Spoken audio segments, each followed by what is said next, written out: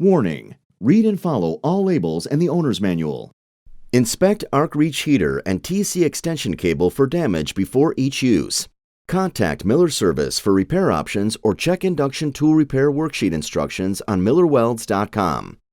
Before each use, visually inspect blanket, sleeve, and cables for wear or damage such as holes, rips, tears, broken or split insulation, exposed wires, cracked plastic, or lack of wrap flexibility, that is, unusually stiff wrap. Replace sleeve, wrap, or components if necessary.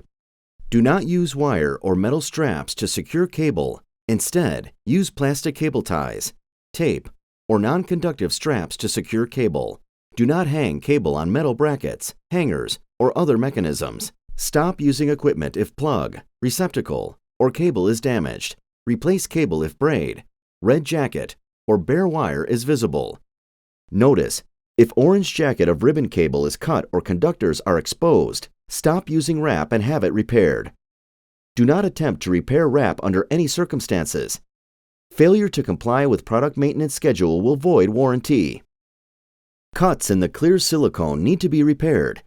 Contact Miller Service for repair options or check induction tool repair worksheet instructions on MillerWelds.com.